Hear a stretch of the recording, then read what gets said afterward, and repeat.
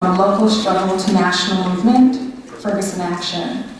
And before we get started, we have a very special guest, Congressman John Conyers, and we want to open it up first with him and give him an opportunity to say a few words. Thanks so much.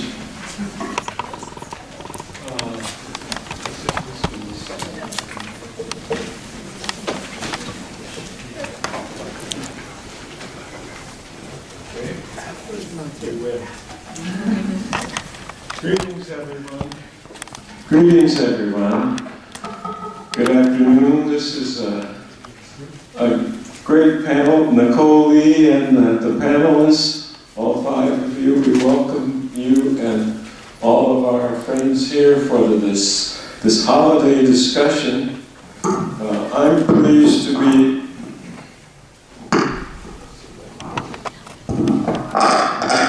I'm pleased to be part of this congressional briefing in terms not just now of Ferguson, Missouri, but we now have the incident in New York of Eric Garner in addition. And I've said about that actually, these are not new incidents or unusual incidents as things go. And that there may be, out of these terrible incidents that are being covered much more carefully than before, where we're going to be able to collectively look at this and discuss it and hold these kinds of hearings that might not have otherwise been held. So illegal police practices and police brutality are not new in our system, and as the author of the statute 14141, the shorthand version of a provision that allows the Department of Justice to sue or provide local police departments with resources necessary to address discriminatory practices that result in excessive force or racial profiling. We think this is a very important series of incidents that we've got to examine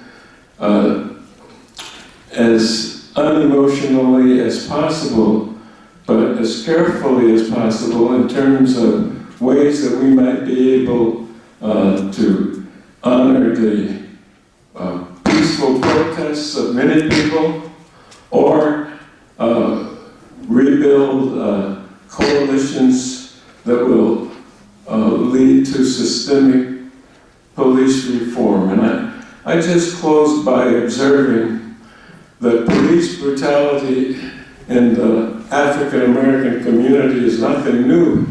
We've been faced with that for the longest time. And as a matter of fact, there is a very built-in resentment against the treatment, particularly of young black males who seem to be the victims, who seem to be the objects of the offensiveness of an excessive activity of police departments. So we don't gasp about Darren Wilson or New York City police practices. And even though they have de Blasio and other progressives in the New York area, it's still a big problem. And so we're tackling this new problem that, God,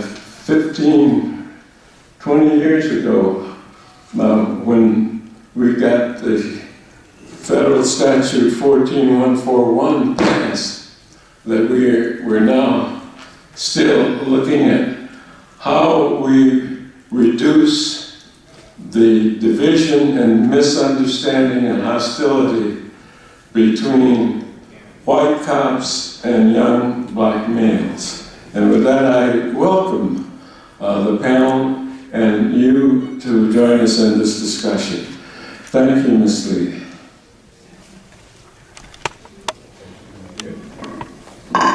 Thank you so much, Congressman, for not only being here today, but for the leadership you provided our movements across the years. And we really thank you for always being a voice for the people here on Capitol Hill.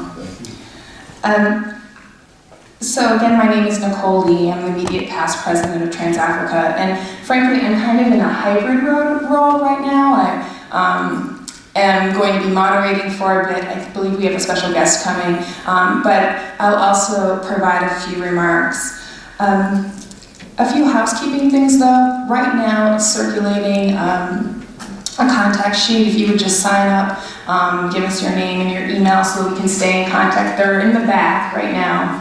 A nice young man is holding them up in the back for us right now, so if you haven't signed up, please do.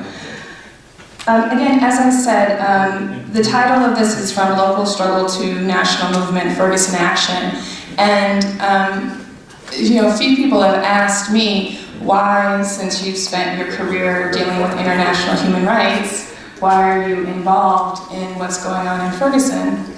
And I think the fact that a human rights lawyer who spent her career on the continent of Africa and in Haiti and in Colombia and other places that people would not be surprised to hear that there are human rights violations. I mean, the fact that I am doing work in St. Louis County really says something about where we are right now as a country.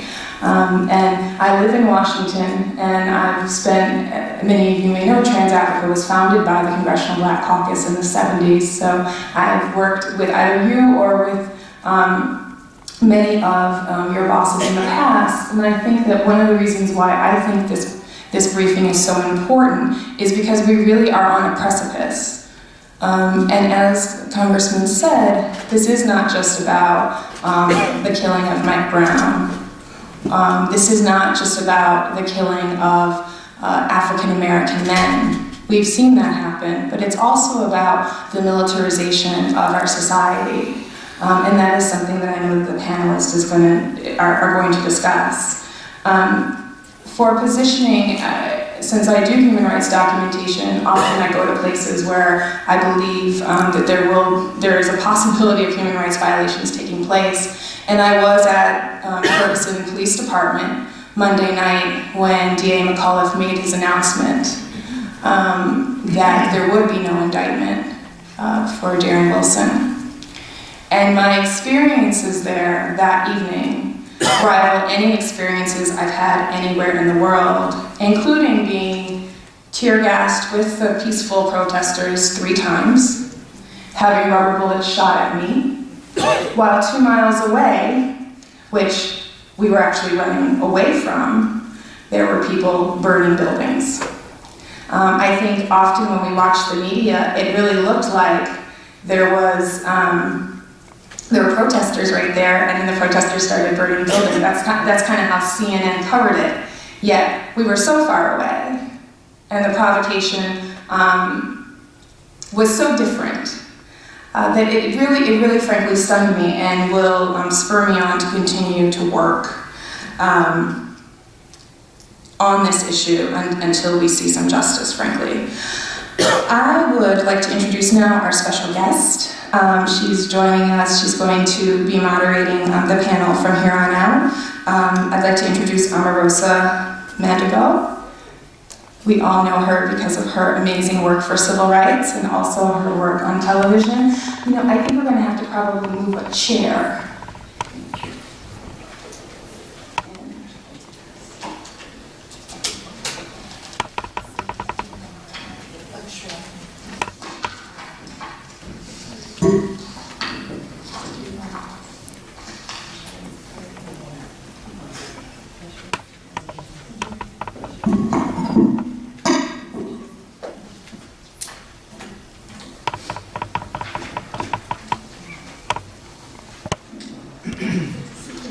Good morning, everyone. I am Reverend Omarosa Manigault. I'm the assistant pastor of Willow Street Missionary Baptist Church in Los Angeles. But I'm also one of the founding members of CUF, which is Clergy United for Ferguson. It is a group that came together in just mere days after the shooting because we recognized that there would be a need. My seminary classmate has a church right in Ferguson, and he immediately knew that he had to call into action all the members of the community and to engage in all the resources. And so I was on the ground within 4 days, and I must tell you that even today, as a pastor, I would like to think that we could pray our way through this situation. But the reason that all of us are in this room today is because we need some strategies to go beyond just even our faith. That we must put our faith into action, because what's going on in Ferguson can be duplicated in Los Angeles, can be seen in Chicago, can be seen in the streets of New York even today. And so it is my pleasure to join you, and I really look forward to engaging in a discussion that I know will allow us to come up with some realistic strategies that we can all take back in our own different roles, back to Ferguson, but back also to our own communities. And so that is my introduction to you. Did everyone get a chance to speak? No, actually not yet. I think we can probably just go down. Fantastic. I'm going to allow each of the panelists 3 minutes to just give a brief introduction and to discuss their roles in Ferguson and why they're engaged, and more importantly, why they're here today. So I will start to my immediate left. My name is Brendan Roediger, and I'm a professor of law at St. Louis University, where I run a civil rights clinic. I'm here today, hopefully, to talk a little bit about what the legal landscape looks like on the ground. To briefly sort of introduce that, in the state of Missouri, we had no statewide standards for police departments. Many of these departments, we are talking about officers who get paid $10 to $12 an hour. They're given handguns, they're sent out with very little training. If they're fired, they move to the next municipality. These municipalities also have their own courts. These look a lot like 1920s style vagrancy courts. We're talking about petty offenses, no lawyers, no juries, and the end results are warrants. In St. Louis County alone, there are about 440,000 outstanding warrants for these offenses. So that creates a cycle. It means that if police pull people over for pretty much any reason, the end result will be that somebody in the vehicle gets picked up. And this is important because this is what day-to-day life looks like, right? Mike Brown does not happen in a vacuum. Mike Brown is something that people are responding to, and this movement absolutely was initiated by the death of Mike Brown, but these are the experiences of people on a day-to-day basis. I also want to say very quickly that, to sort of echo what Nicole said, two things are happening simultaneously. When communities experience this type of oppression, bad things happen, and vandalism is one of the things that happens. It happened in Benton Harbor, it's happened all over the United States. I'm not apologizing for it, I'm certainly not supporting it, but it is reality. But at the same time, on a parallel track, there's a movement unlike anything that we've ever seen. And I'm not going to talk a lot about that movement, because there are people here who know a lot more about it. But that movement in the streets has experienced massive police repression over the past 3 months. This looks different than the policing of Occupy. It looks different than the policing of the anti-war movement. It looks different than the policing of the anti-globalization movement, and that is because of race. We are not seeing mass arrests. We are not seeing 300 people zip-cuffed, processed, and released. What we are seeing is punishment in the streets. Rubber bullets, wooden bullets, bean bags, tear gas. That has been the response. Good morning. My name is Montague Simmons. I'm the chairperson for the Organization for Black Struggle in St. Louis. I was born, raised, and grew up in the territory that he described. It's a seamless tapestry that's colored both by race, by class, by experience. And honestly, it defies many of the municipal boundaries that we normally frame out. On August 9th, I arrived in the city of Ferguson, which was literally just a matter of 5-10 minutes from my own house, in response to what everybody had seen on Twitter and on the news. I arrived first in front of the police office because by the time it was getting out, the police had already cordoned off the area around Canfield Green, which is the apartment set where it actually took place. I had friends that were actually on the ground in both places, friends that had actually made it into the apartment set, and then people in my organization had made it where I was. People had already begun to gather. Now, to be clear, the Organization for Black Struggle has existed since 1980. Its work began before the organization itself was formed, specifically addressing police brutality, cultural dignity, economic empowerment, political franchisement. So we've been working on these cases for years. In fact, the year before there was a case where another young man had been shot 25 times. Pretty much again with his hands out. What we saw in the ensuing days was very different than what we'd seen before. In past campaigns, as much work and as much coalition building as we've done, the energy in response to the body being left in the streets for 4.5 hours was palpable. People who had nothing politically to do, had not been engaged any more than possibly by voting, were on the streets. In the ensuing days, I was part of a group that began to actually organize small rallies, like the very next day. What folks saw as the beginning of the actual uprising started with a vigil. There was a vigil inside Canfield Green where folks arrived, and the vigil that took place, the vigil was beautiful. And at the same time, the anger began to flood the streets. A community was in mourning, and a community had lost something, and the community saw no path to justice.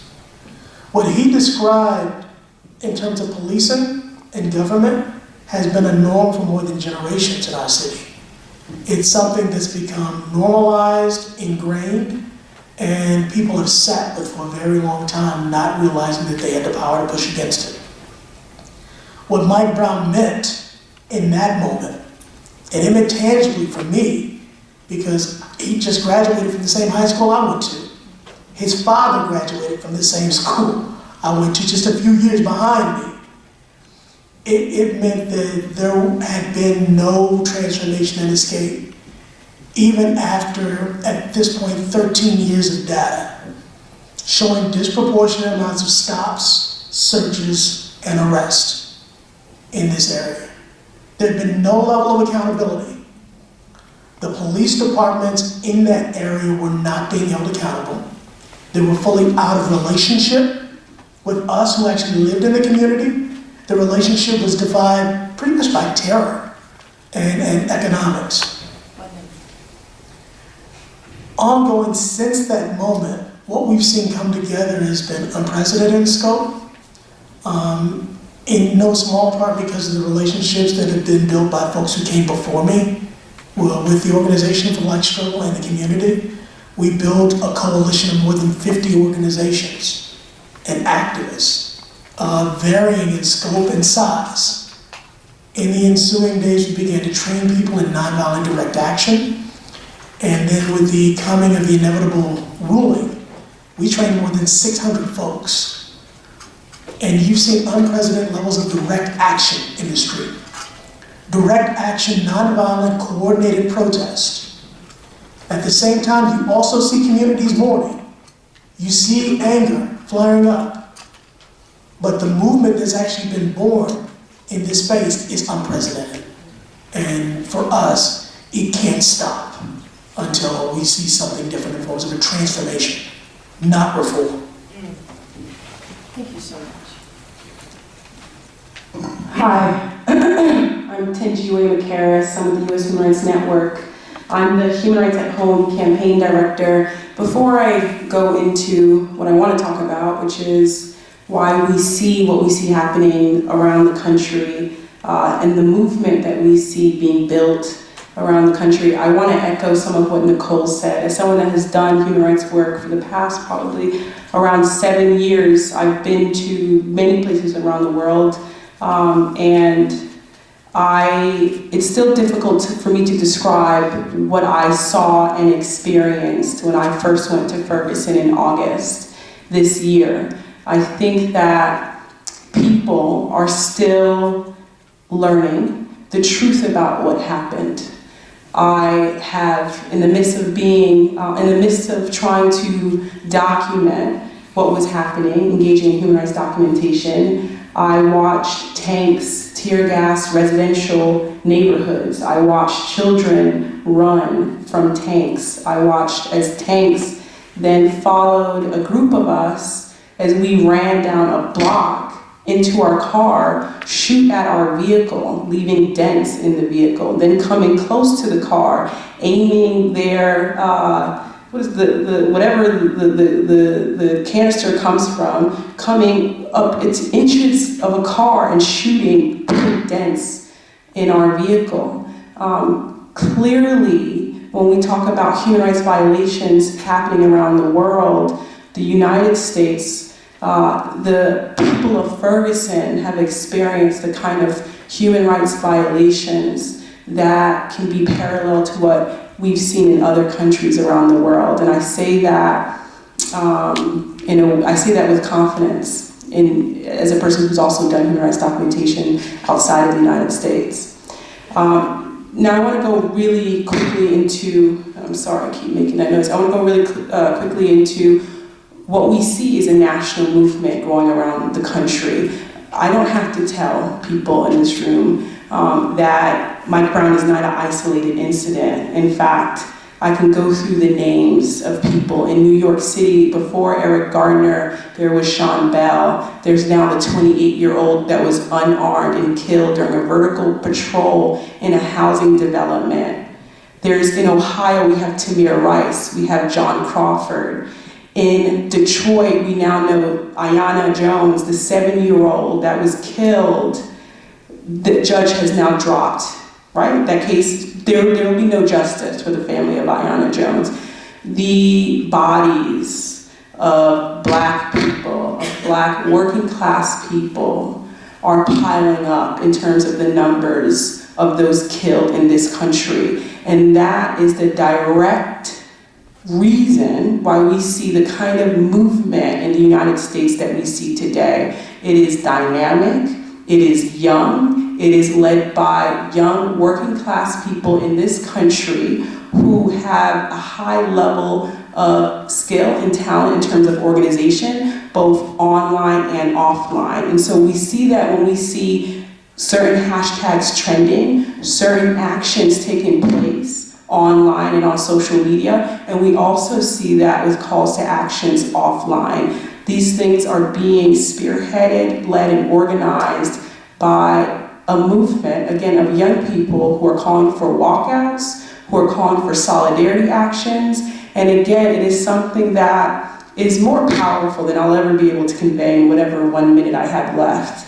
But what I do want to convey is that there is a new, dynamic, powerful movement growing in this country, and it will not stop until it sees justice for not just Mike Brown, but for every other death that's happened in this country since the time that our ancestors were brought here. Thank you.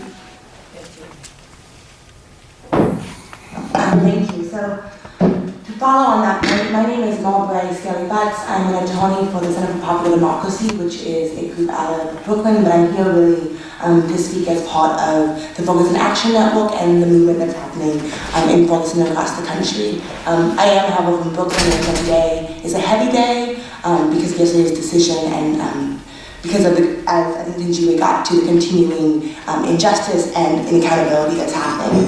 So I'm going to speak really briefly about, as Tinjiwe said, this really is a movement. There are people, I think, behind the scenes and at the front lines who are organized, who are in contact, who have the same goals and the same objectives, who have seen the same things. And as part of that movement, we have been striving to become in alignment around a set of demands, as well as a set of actions. And so as we go into the streets from Los Angeles to New York City, there are things that I think people share common goals. And to Montega's point, they are goals not about reformation, but about transformation in many ways. So we've actually developed a set of 12 goals and demands that we've been pushing out.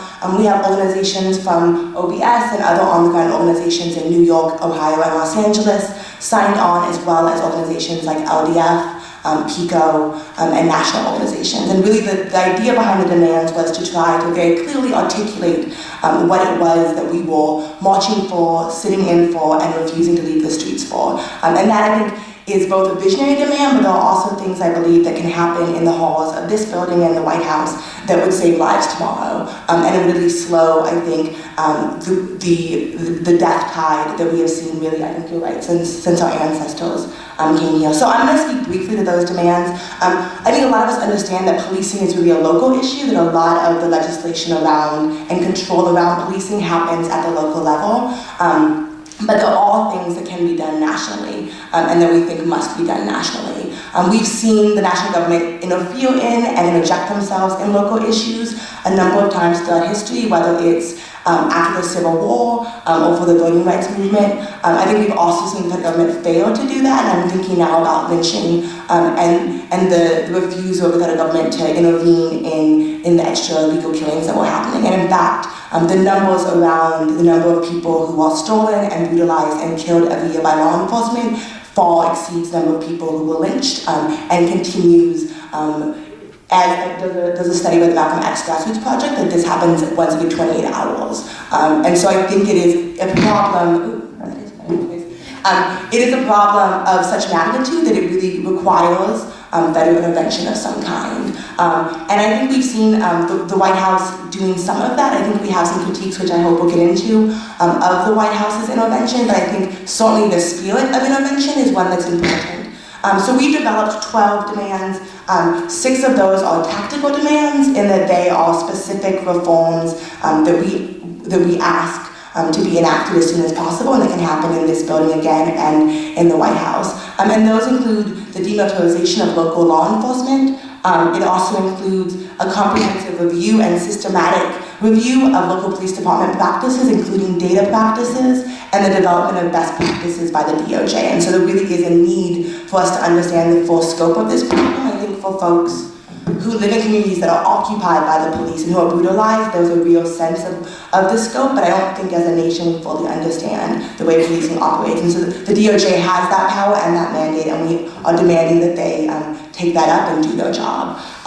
In addition to that, we're also asking that they repurpose some of the funds that are currently going to law enforcement and put them into community alternatives to incarceration. That really this is part of a larger problem about the ways in which we are massively criminalizing and incarcerating our people, and so really that's a community-based solution that we need to explore and fund and invest in.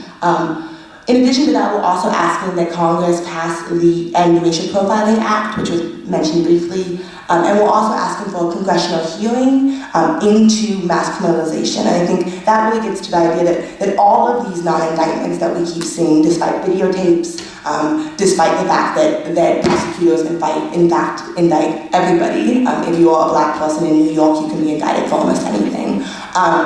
But what that really stops is a truth-telling process as well. The trials are not just about justice, but they're also about the ability to air the facts and to have that conversation. And so there really is a need nationally for folks who live and come from and have this experience to be able to truth tell that and to, I think, change the premise of the conversation around what the purpose of policing is as well as the practices. I think you're on number 6, is that correct? I have one more, so I'm going to go ahead and finish that one. In addition to that, we're also asking Obama to develop and legislate and enact a national plan of action around racial justice. And because this really is not just an issue about policing is a symptom, and we see racial disparities in education, in healthcare, in employment, that this is an issue that is a symptom of other issues, and we really need to get to the heart of that and have that conversation nationally. So I will let you do the microphone. Thank you. I want us to just now move to just humanizing what we're talking about. We're talking about these big broad strokes, But let's take out a very fine brush now and talk about Mike Brown, this teenager who finds himself in this situation, and now we have to depart from that. So let's start with Mike Brown, the person. Let me just bring this back. I didn't get a chance to share with you all that I'm a victim's right advocate because my father was killed when I was 7. Fast forward to 3 years ago, and my brother was killed 4 blocks away from where my father was murdered in Youngstown, Ohio. And I have been advocating for victims because what happens in situations like this, we go on and create these amazing policies and we start, not just having a moment, but a movement. But then there's this mother who has to go from making plans for a graduation party to a funeral. There is a mother who has to wake up and walk past the bedroom where her son slept and who is no longer there. And so I want to make sure that we don't lose in this discussion who Mike Brown was, what he represents, but also this family as we start moving forward, not to forget the people who are affected the most. In spending my time in Canfield Greens, you get to know his classmates, and they called him Mike. Mike was so cuddly. Mike was this. He had a good sense of humor. He had a spirituality about him, I'm told. On the day that it happened, the kid that was with him said that Mike was talking about God. And he said, I thought he was tripping. That's what he told me. I thought he was tripping for a bit. But then he said, for real, man, I'm going to do something. I'm going to do something big. And this is what Darian said that he was talking about on that day. And so the person we're talking about is not Mike Brown, the movement, but Mike, the teenager who had just walked across stage, graduated, and was looking forward to going to college. Mike, the son of Leslie, a community who loved him, and a community who now mourns him. And so the next line of questioning that I'm going to ask you is, what do we do with the community, specifically Ferguson, Canfield Greens? How do we assist this community to move past this trauma and to improve the conditions in that specific community? And then we can move from Ferguson and build out. I'll start to my left. Thank you so much, because I really appreciate us taking a moment to humanize the situation, because oftentimes we do forget that there is a family, there is a community. What saddens me is that in every community, there is a family. In every community, there are people that are left behind, not only to miss the person, but to feel that much more vulnerable. As someone who ran a national organization for over 8.5 years, I do think that there is a lot that we can do. But because I know I probably don't have a lot of time, I want to offer something about intervention. My experience in being in St. Louis County is that the people of St. Louis County have a lot of agency. They get their situation very well. Nobody needs to come in and explain to them what the situation is. As a matter of fact, the lessons that I learned just within the first 30 hours of being there shocked me. It shocks me that people have to live with a judicial system that is set up to create felons by 20. And then we ask, why are the people angry? They're angry because there's not even the teeniest, tiniest pipeline out of that. You have to literally just know that when you're born, 9 times out of 10, they're going to quote unquote get you on something. People know their experience. I think as national organizations and folks that are coming from outside, there is capacity that we can provide. Maybe there's skills that we can have. But what's beautiful about this movement and why this movement has been so successful and why it does, so many people in the movement are actually friends of Mike. I didn't know they called him Mike, but they're his friends that have now become organizers, that are now activists, that are out there saying this is about Mike, but this is also about us. This is also about our kids. That is a movement that must be respected.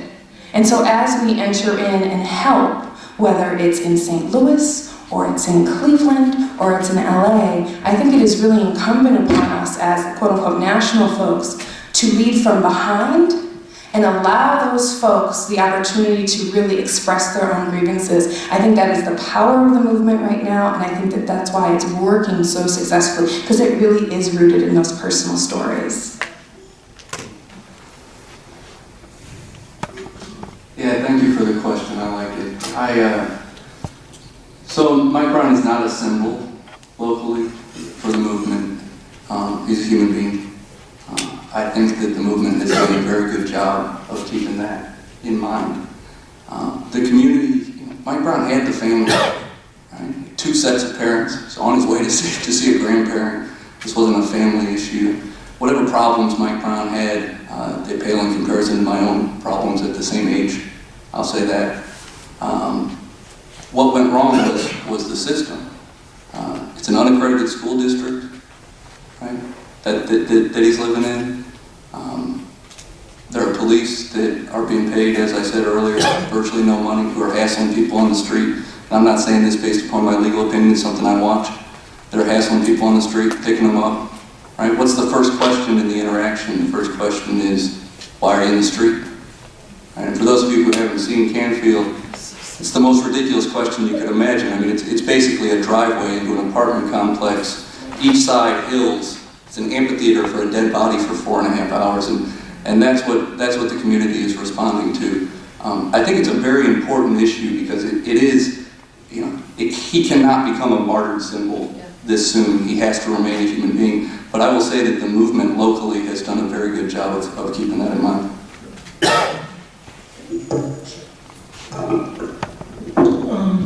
And I guess to put it in the context of not just Mike, but to situate where he grew up and what Ferguson was. One, St. Louis is and has been for a long time one of the most segregated cities in the country. It's polarized in a very significant way, and you can actually look at that by the patterns of population that you see. It was also one of the first places that actually challenged housing covenants, which makes the fact that it still remains polarized in this way something we should actually really meet out in a different kind of discussion. But Ferguson exists as it does specifically because of the nature of gentrification and white flight. Ferguson exists in what I would say would be maybe a second reign of flight that came out from St. Louis City. I actually grew up in his high school, and my high school is situated in the first reign that actually would have first left the city to move his way out. You can see the difference because the communities in which we grew up with into the Normandy School District, the place that would have sent folks to that high school, are on average about 98% black, versus Ferguson being about 67% black. The economies that you look at in and around Normandy are usually, at this point, honestly, over the last 20 years, have been decimated. The only thing that you see there are typically service sector jobs, minimum wage jobs, or lack of jobs, and food deserts. Ferguson still actually has the semblance of some economy in parts of the area, with the exception of Canfield Green. Canfield Green really is the canary in the coal mine for what we already saw changing in Ferguson. Over the last 10 years, you began to see deindustrialization in a significant way. You began to see a shift in terms of the jobs and resources that were available. Ferguson Florissant School District, just like Normandy School District, has been under constant attack in terms of resources. So he was actually there with his grandmother, who resides there. So as I said before, the tapestry in which our city actually exists flows almost seamlessly. So his engagement with the police officer in Canfield Green would have mirrored his engagement with police officers, which actually mirrors my own engagement with police officers when I was walking back and forth to middle school and high school, which means the same way that the officer approached him and yelled, "Get them off the road," is exactly what we experienced at 14 years old. At 14 years old, 20 years before him, I was yelled, not get out the road, but yelled at on a sidewalk, stopped while walking, thrown, spread eagle, searched on the ground. It's a generational trauma, which is also part of the reason that Mike's death and his experience has resonated in such significant ways. The first people on the ground were his peers. There were people actually experiencing the very same thing, people who actually not only experienced it with police, but are dealing with the very same economic and educational reality. They felt Talk lost. briefly about the makeup of the police force there in Ferguson. Yeah, specifically in Ferguson, and that's another phenomenon. We're talking about 53 officers, 3 black. There's one professional officer, one I guess officer in command of color. And the political makeup is very similar. Again, in a population that's 67% black. So when he talks about these little communities, he says they actually go back to what you call like vagrancy courts. We still think of them as little plantations. And oftentimes, those things are often still run by black folks. But the oppression is the same. And the way they actually finance themselves is based on continual and constant abuse of their own citizens. So this is where he grew up. This is actually what he was conditioned to. And this is what those who actually survived them have been responding against. And even the number of arrests, and I don't have the exact statistics, but I know that it was like blacks were arrested 70 to 80% of the time, and whites not so much, but the statistics are very telling. Thank you for painting a picture, a local picture for someone who grew up in that environment, please. I don't have much to add. I want to honor and acknowledge how important the question is. I think many times, for a number of different reasons, we not necessarily forget, but it's important to remember that these were people, and when their lives are taken, it impacts their family and it impacts their community. You know, in my mind, we can't move past anything, whether it's in Ferguson or Staten Island or Cleveland, Ohio, until there's justice. And then the only way to get justice is if we organize. And I think about the community of mothers, the community of grieving mothers around the country who have one thing in common, and that's that their child has been killed by law enforcement. And I'm remembering, many of you may know that Leslie McSpadden and Michael Brown Sr., Michael Brown's parents, testified in Geneva to the Convention Against Torture for the U.S. Review, along with 3 other activists, Tef Poe, Terry T., and Shiraz Gorman. I remember watching a mother who had not lost her son more than about 4 months, having to testify at the UN in front of a large room, having to tell the story of who her son was and what it meant for her to say, I want justice, not just for Mike, but for my kids, and also for the children who I don't know. And having to look her in the eyes and tell her, you're saving lives. And for her in tears to say, I hope so. I think that at the forefront of this movement are the family. They're the mothers. That's very important. Thank you. Yeah, I think I would just echo the same thing and also, I think, honor the question. I think in New York City we have Ramali Graham's mother, Constance, and Ramali is the young man from the Bronx who was fought into his home and shot in his own bathroom. And I think that this conversation about the need to both acknowledge and honor the humanity, and also the ways in which I think the people in the streets are really responding to that humanity. They have had experiences, they have lost loved ones, they have been humiliated, that this really is a movement that's based on humanity and a demand for humanity. But yeah, I appreciate the question as well.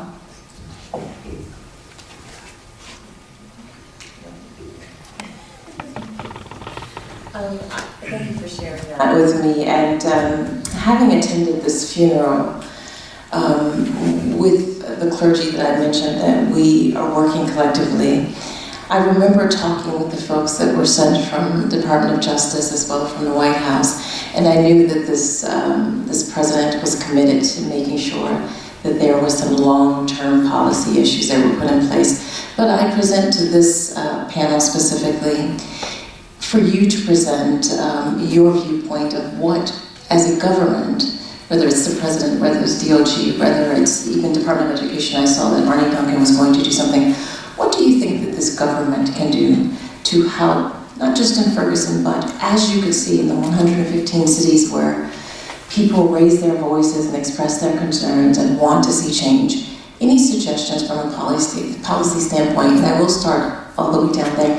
And then I'm going to ask you all in the audience to just start thinking about your questions. I want to allot some time so that you too can share with this panel. But I will start with you, please.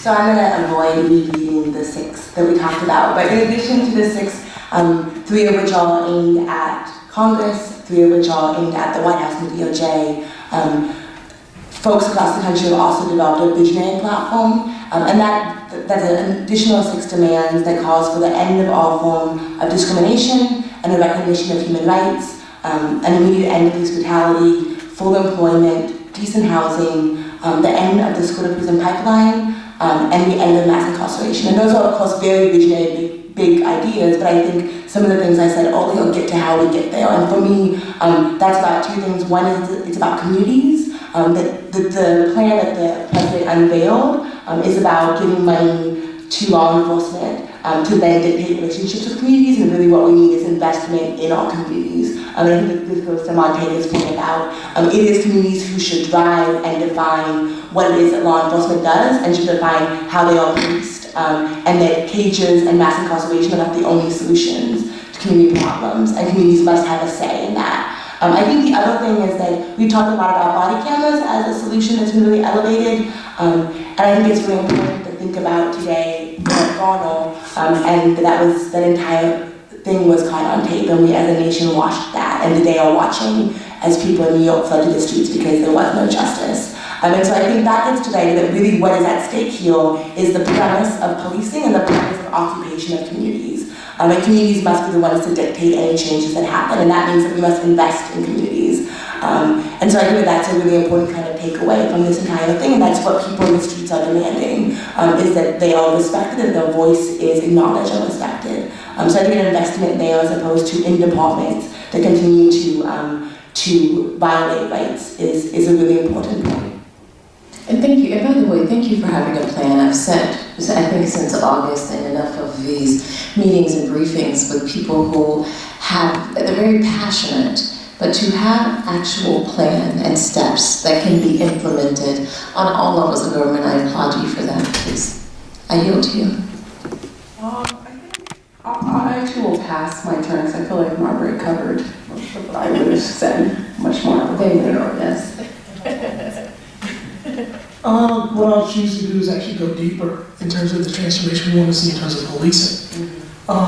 It's very disappointing after the death of Eric Garner to see so many people now raising up still the issue of body cams because it's not enough.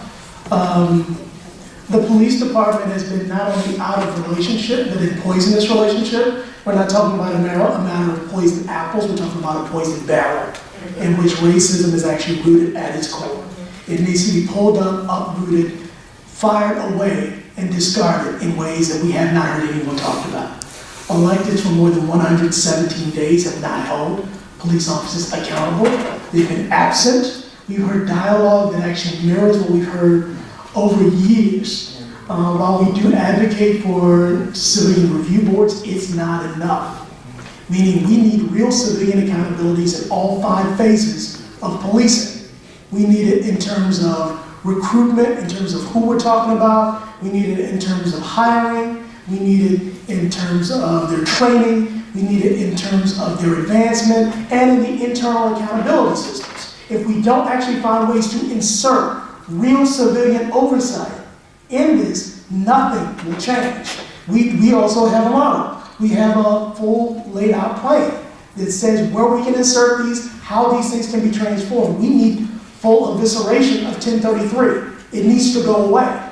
We need to begin to document what these stops look like. We need to really create a system that shows advancements of threats, that shows when you have problem officers. We have to stop them, one, from getting in the department, and then create systems to show that when they're in there, this is how we know what they're doing and prevents them from advancing. And more than that, begins to reward those that are actually in relationship in the right way. Over the last 117 days, we've seen them go out of their way to defile and disrespect people's First and Fourth Amendment rights. We need to transform them into guardians of our First and Fourth Amendment rights. I'm very fortunate in having all of you all here, but I'm very excited that Brendan is here because he is a law professor at St. Louis University, and he's going to be able to give us some insight in not just the grand jury situation, but also some of the legal ramifications of body cameras and how policing is operating. So Brendan, before you come, I'm just going to have you go before Brendan, and then if you don't mind unpacking those things for us so that we can just look at what brought us to this point and legally how we go forward with this situation. Thanks. Well, to the question, and to kind of segue to Brendan, my understanding of the question is like, what can we do? What can be done right now? And so I'm going to, right, and since we're on the Hill, I'm going to speak from my experience, usually on the Hill, and I'm going to say this. In the last 2 weeks, what I have seen go down in St. Louis County, this body has taken millions of dollars from African countries for the same. From where I can see, rule of law is absolutely absent. And this is not about the demonstrators. It's not even about the quote-unquote looters. This is about the militarized police response. Brendan's the expert, so I'm going to let him talk about this, but federalizing this situation, I don't believe should be taken off the table. We have seen lawyers, and I was one of the coordinators for a team of lawyers. Lawyers are signified by wearing green hats. That's actually kind of a national thing that goes on. In Ferguson, clergy's in orange. Green signifies that you're lawyers. I have seen lawyers thrown to the ground, then arrested, tear gassed, maced, because they are the lawyers. We have a situation where literally people that are defending human rights, that are there merely to document, not to get involved, are being targeted in this country. Brendan may not mention this, but I'm going to mention this. Brendan was actually in a restaurant that was tear-gassed by the police. I arrived about 2 or 3 minutes afterwards. Both entrances to the restaurant were tear-gassed. People couldn't get out. They were vomiting. They couldn't breathe. In a restaurant. This is not on the street. This is not in the way. This is pattern and this is practice. And so I have sat in these sorts of rooms and I've told y'all about Colombia and Haiti and all these bad things going on. I am now saying that in St. Louis County, in the United States of America, we have a really serious situation that the local law enforcement are not interested in changing the dynamic. We watched Monday and Tuesday, we watched people in the streets, we watched the tear gas. I'd like you to know that they were tear gassing people last night too, and the night before, and the night before. Just because you're not seeing it in the media, I am telling you, it is happening. And Amnesty International did a wonderful job telling all of us that this was happening in August. So I'm not the first international human rights person to mention this. It is still happening. And so this has to be taken seriously, and I know my time is gone, but just one more thing. You know, this looks like a nighttime situation, but I also want to raise that one of the young people that went to the White House on Monday, on, what was it, the Tuesday before, he was pulled over by 6 unmarked cars. He thought it was the Ku Klux Klan. 3 o'clock in the afternoon with 2 of his friends, one of which was, by the way, on CNN. The police pulled them out, ripped them out of the car, put guns to their head. When the young woman who has been organizing and she knows her ACLU talking points, she said, "Am I being detained?" Right? Because that's what we tell our good young people in these trains, to ask these sorts of questions. And the police officer said to her, "I have a gun to your effing head. What do you think?" I arrived 10 minutes after this happened because I was with some PICO organizers that asked the lawyers to come along, took their depositions. One of the young people that was detained, taken out by gunpoint, we were able to get him out because there were no charges against him. There was no reason to detain him at all. And, you know, thank goodness, he now, a week later, is sitting with the President of the United States. These are the sorts of things that are happening to people. And so, what does this body can do? I think whatever this body can do. It is a 911 emergency. It is urgent right now in Ferguson. Sorry, that's all I can say. Before you go, it's so interesting that many of us who call ourselves advocates, and like you, have been around the world doing this work, but until you experience tear gas and rubber bullets yourself in this country, it doesn't become real for you. I mean, like you, I'm looking at these tanks thinking, I am in St. Louis, Missouri.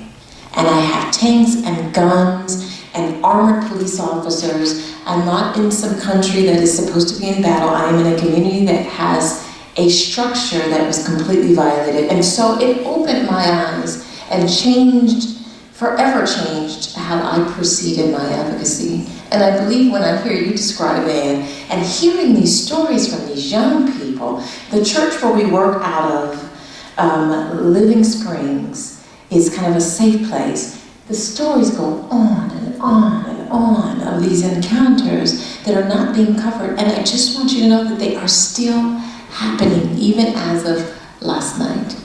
Brendan, it's all you now. I feel like I've been asked to describe everything that's wrong with the U.S. justice system. I'm feeling a little bit overwhelmed.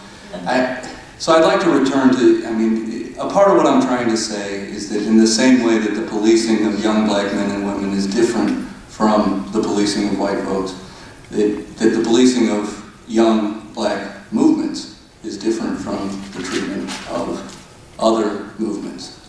And those two things are entirely about race. They're not partially about race. With regard to body cameras, I'll say the same thing that I always say: they face outward, right? That's the direction that body cameras face, and they can be turned off very, very easily. I've never, in my experience, and I've been in some places that use them, I've never found them to be very useful to criminal defendants. They seem to be turned off pretty much every time that anything important ever happens. Is literally the click of a button. So it will be used to criminalize folks. That's what body cameras will be used for. I was asked to talk a little bit about the grand jury, I believe, to tell you a little bit about how the grand jury normally works. The way the grand jury normally works is one police officer testifies. I don't know if everybody knows this. So a police officer would testify.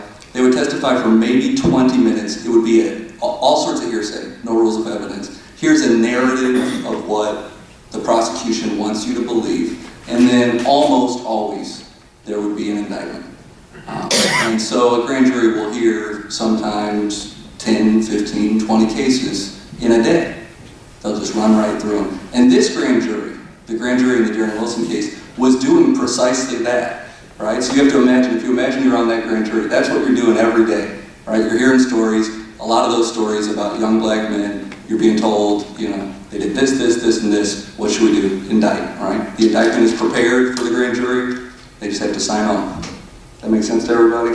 So that's the deal. And now one day, prosecutors come in and they go, whoa, everything's totally different now. For the next few months, this is what we're going to do. The message was clear from the very beginning that the end result was going to be no true bill. So it's a system that's designed to do two things. It's designed to incarcerate young black people, and it's designed to exonerate police officers. And it's good at both. It's not broken. That's what it's designed to do. It does it perfectly. It almost never messes up. All right, so that's what it looks like on the ground. So we need to think about whether a grand jury system that looks like that should exist. My position is obvious. I don't think it should exist. I think these cases should go to preliminary hearing. They should be brought in front of a judge publicly. And I think a special prosecutor should be appointed any time that we're talking about a police officer committing misconduct. Now I'm jumping around, but to talk about the issue of sort of policing of protests, we have litigation that we're going to bring. There have been obvious violations of the First Amendment, the Fourth Amendment, the 14th Amendment. How you've heard it described is exactly how it is. People are being shot at in groups of 2 or 3. Most of the arrests are snatch and grabs, and they're really designated to get organizers, to get the people that are useful on the ground to the movement into custody. I'm not going to fix that, and I don't know any lawyers that are going to fix that in federal court. They're willing to violate the law, they're going to be willing to violate court orders. We need help, and one of the things that we need help with is there can't be any more money going to these people. There really cannot be any more money. We're talking about police departments. I wish you guys would all go visit. Pine Lawn's chief is in jail, right? Every police officer in that department has been fired from another police department. That's what it looks like, right? We cannot be sending federal money so that they can pay people $10 an hour, give them a 9mm, and send them out to do what they want to do. I asked you all to think of some questions. I want to be very mindful of the time, but I will. How much time do we have left? About 20 minutes? Okay. Yes, I would like for there to be a question, and if you don't mind directing it to someone on the panel, if you could just stand, identify yourself, and ask your question. Please. Good afternoon, everyone. My name is Jasmine Liggins from Open Society Foundation, and my question would be for Nicole. And I guess my question is around accountability and looking at human rights laws. We talk a lot about human rights violations, the mothers testifying at the Geneva Convention, use of tear gas, which is internationally outlawed. How exactly does accountability look, not only for the U.S., but for the entities within the U.S. who are responsible for the violations? Yeah, that's a fantastic question, and there are intricacies within that question are actually best answered by Tenjiwe, because she has been really involved in holding these domestic actors accountable. There's only one thing, so sorry to split it, but the one thing that I do want to tell you is that people, when I arrived in St. Louis, well, one, there was a call that there needs to be international human rights documentation. People were very clear on that. And a part of that was the Geneva work. One of the things that we did, just so you all are aware, is we wrote to the UN Special Rapporteurs, the appropriate civil rights rapporteurs, so those that look at freedom of assembly, freedom of speech, freedom from torture, etc. And we wrote to them and we said, this was before there was no indictment, that we suspect that there were going to be human rights violations on the ground and we need you to get here like ASAP. And they were actually very responsive to that. So I do think that international bodies are very interested in what's going on in Ferguson. You know, people want to make this about, oh, the Russian government is using this as an excuse and the North Korea government is using this as an excuse to bash the United States. Sure, that happened. But what you also need to know is that the UN and the EU and many other international bodies are looking at this very seriously and have some, pretty decent questions as to how we are allowing this to take place. Not in a, oh, you guys police the world, why are you allowing this? But really, these are the same questions you suggest that we ask every other country. So now we need a response from you. And 2014 was a really interesting year for accountability for the U.S. We had 3 reviews. The first with the Covenant on Civil and Political Rights. In August was the Covenant on Racial Discrimination. And just recently, the one that just passed was the Covenant on Torture. All treaties that the U.S. is bound by that we have ratified as a country. And so accountability is using the review, using that process and that international stage to hold the U.S. accountable, but elevate at an international level the sort of human rights violations that are happening in this country. Sabrina Fulton and Ron Davis testified in August for CERD. And then we brought Mike Brown Sr. and Leslie McSpadden for the Covenant Against Torture review. So it's utilizing the review process, showing the world that as much as the U.S. talks about human rights abroad, it not only not has any respect in terms of human rights, in terms of some of the foreign policy, but also human rights is not being respected at home. And the next part of that is implementation and domestication of the treaties that we have in fact ratified. And part of that is also advocating one of the demands is a national plan of action for racial justice that specifically talks to the United States coming in compliance with the Convention on Racial Discrimination.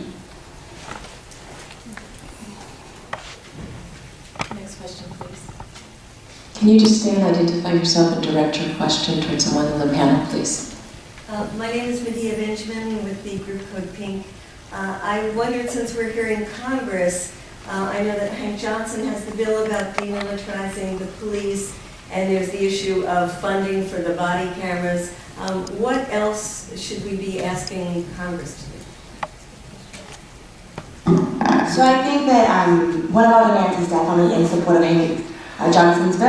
I think that has to happen immediately. These stories illustrate the ways in which militarization to departments that are irresponsible and aggressive is a travesty. So that's definitely what I think we support that, and would love for that to be pushed. Also, the End Racial Profiling Act, which mandates data collection and also has other components that I think really speak towards the ultimate goal around that we need to rethink what policing does in this country and also make sure that we have enough data and information to do that. I think to Brendan's point that there really is a fundamental need to stop funding departments that are killing all people. And that's what's happening. The federal government supplies last year more than $300 million via the DOJ to these departments, and really we have armed and fueled the motives that are happening across the country. And so I think pushing on the DOJ, and that's not, Congress can't stop that, but they certainly can provide pressure on the DOJ. It is within their power under 1441 to stop funding and condition funding on behavior, and also under Title VI, they can choose to stop funding based on discrimination, and both of those things are relevant here. So I think that militarization that has to stop, and racial profiling, and then also I think that Congress has the power to really push the president and the DOJ to condition funding and stop being the bank for what we're watching happen all over the country. Also, I think that one of the demands is the idea of a congressional hearing, and that I think is incredibly easy, although we don't have much time for it, but there really is a need to air out and to talk about what is going on in this country. I think that media has messaged this in a way that makes it hard to get to the point. I think people want to tell their stories, whether it's the families or people who are under occupation, that there's a real need to get out and allow people to testify to that, and the way in which justice has been truncated over and over again, and as Brendan said, not on accident. There really is a need for an area, a national conversation about both the symptoms and the roots of what's going on in this country and why people are engaged in an uprising. Anyone else on the panel has that question? I'll just add, because I think she's exactly right. Like I mentioned before, we're drawing from 1033, but in addition, there are countless programs that allow for departments to buy weapons under like forfeiture and seizure. These programs need to be dismantled, plain and simple. It's like they don't need this stuff on the ground. We need to stop treating them like the domestic armies, and this stuff just needs to be destroyed. Can I add something about 1033, and I'll be really quick. You know, we talk about ending the school-to-prison pipeline. 1033 has access to school districts. That means we're talking about large weapons can find its way in school districts across this country. 22. So. Is there another question? I want to present to the panel while someone else is coming forward. And then, as we do that, Keenan Keller, are you here? Okay. Why don't you come up front with me? I'm going to just kind of put a little fuel on this fire. Charles Barkley made a statement that, and the room collectively goes, that Mike Brown in some way contributed to his death because he wasn't doing the right thing at the time. How do we respond? And just think about this, and we'll answer this question after Keenan gives us this update, but it has to be addressed.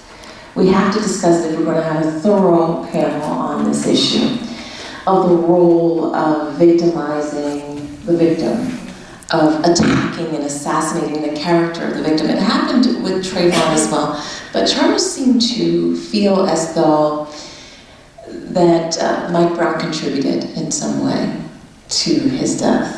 And I want to get a response to you, not just about Mike Brown, but Eric Garner and some other of these cases where you see the assassination of the victim itself. So, panel, can you just simmer on that and as Keenan comes? Well, I didn't get a chance to talk about respectability politics. Thanks, Keenan. This has been a great panel. We've had a superb opportunity to kind of see the interaction between what happens in communities and what happens in Congress. It's very important for all of you to make us do our job. Okay? And if you are not out in communities and aren't coming to your members of Congress, coming to the Hill, coming to Washington, making us do our job, giving us a critique about what it is that we're doing, so that we're doing more listening and less talking, then we can't do our job effectively. Which leads me to start talking about what it is that we're doing up here in the Hill now. Mr. Conyers has been on the case on law enforcement accountability issues from day one. As most of you know, according to USC 14141, the Pattern and Practice Investigative Authority was one of his provisions in the 1994 crime bill. He was the first person to actually bring the issue of racial profiling forward with the Traffic Stop Statistics and Study Act, which then evolved into the Anti-Racial Profiling Act in 2001. There was a key critical moment in 2000-2001 going back to the Diallo shootings and the Sean Bell incident.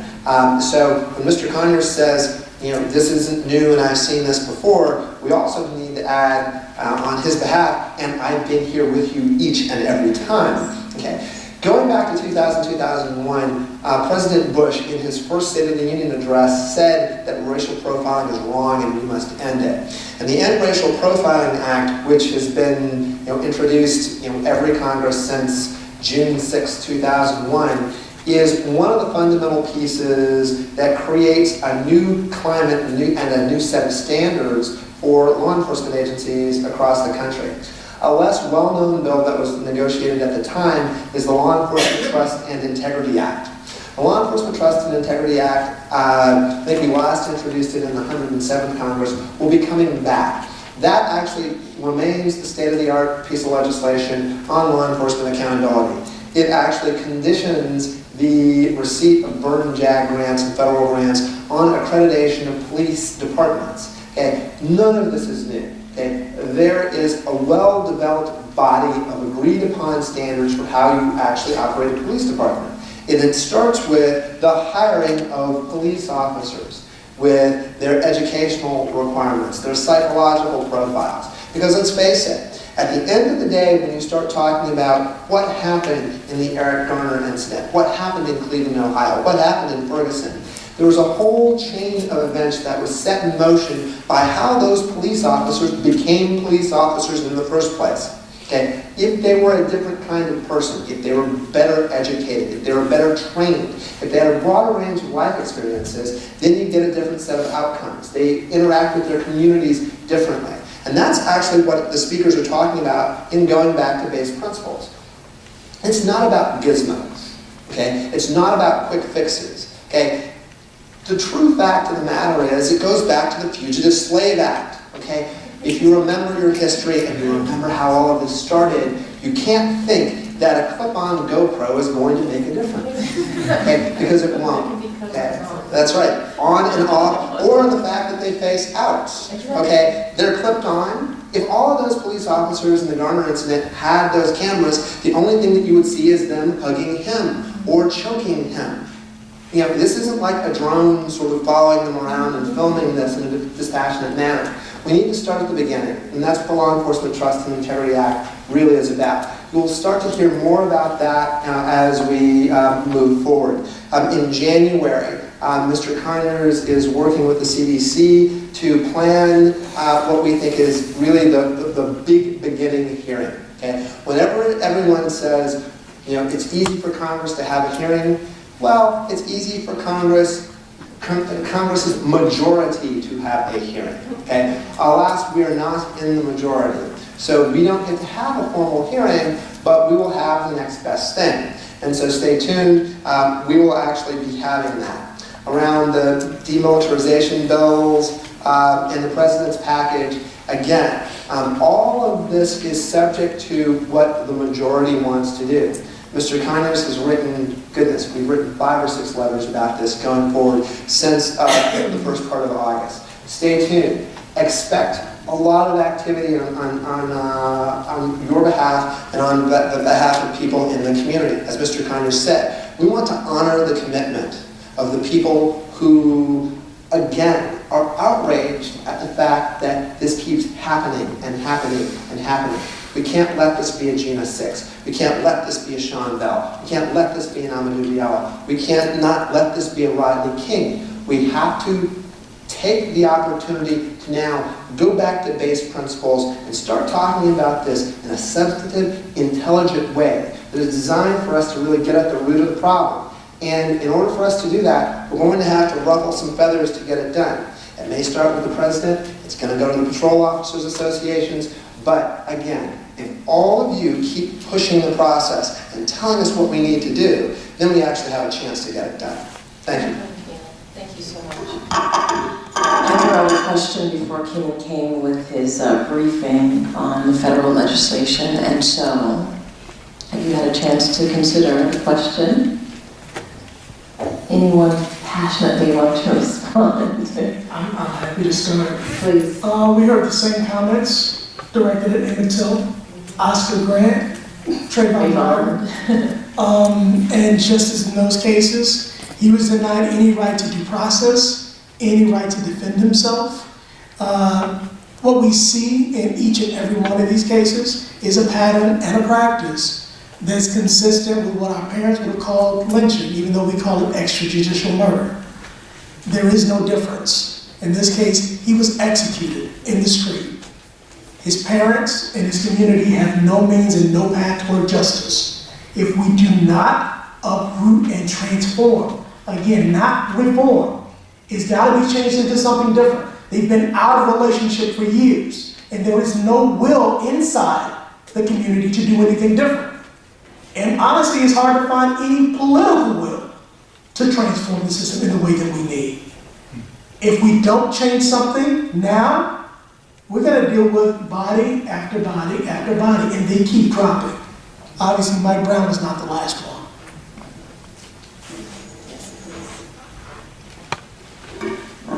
So when I'm training people to go to other countries, one of the things I talk to them about is having, depending on the place, an anti-racist critique, and how I talk about that is through something that we all do, which is called othering.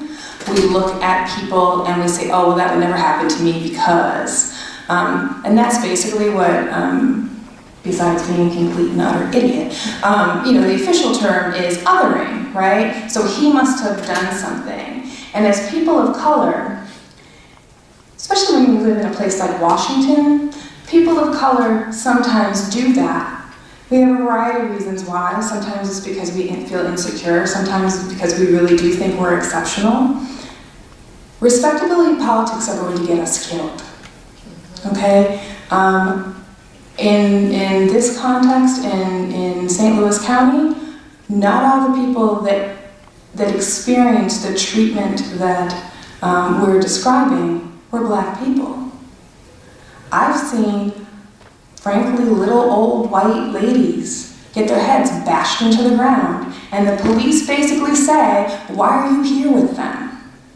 Okay, so it's not just going to stop with, quote unquote, as Ben Stein said, you remember he said he was armed with his big black self.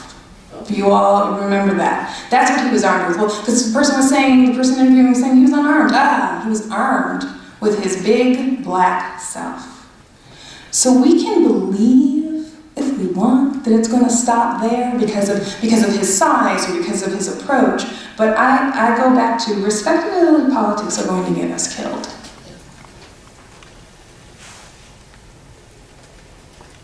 So, the violence that's necessary to support white supremacy, white power, has always sought to justify itself historically with various fantasies. This is a continuation of that. The scholar George Lipsitz calls it sadism in search of a story, and I really like that line.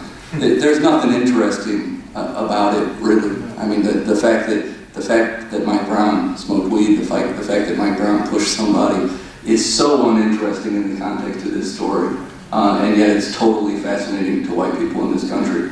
And there's, I don't know what the solution is to that. One of the things that I try to do is to constantly say, I was a heck of a lot worse, really. And this country has about as much crime as it wants to have. It criminalizes things that it wants to criminalize, and there are very few of us in this room or in any room that are not criminals.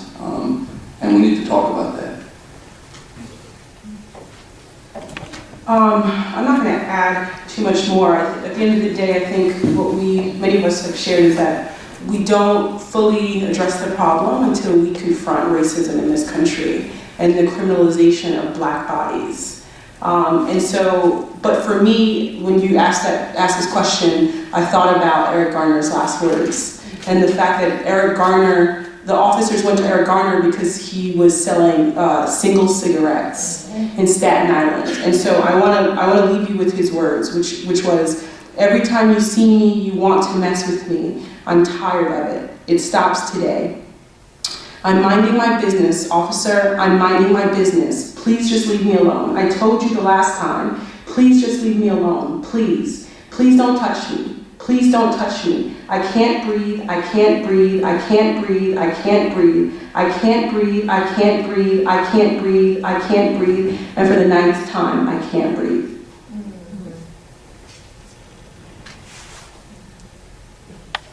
I don't know if I can talk about that.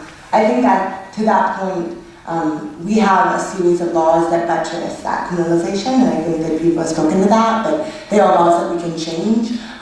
They are enforced against people, and that perpetuates the criminalization. So I think that it's important to realize that those comments aren't out of context. Not only are they deeply wedded to a long, long history of racism in this country, but they're also enforced by laws that profile people, that incarcerate people, and that target people. And so I think that we have some consistency in the fact that kind of criminalization happens. I want to thank all of you all for joining us, but specifically this panel. Can you just put your hands together and let's just show our appreciation. The events of August 9th present us with a remarkable opportunity. And every one of us have a profound responsibility to make sure in your individual experiences and your community that it never happens again.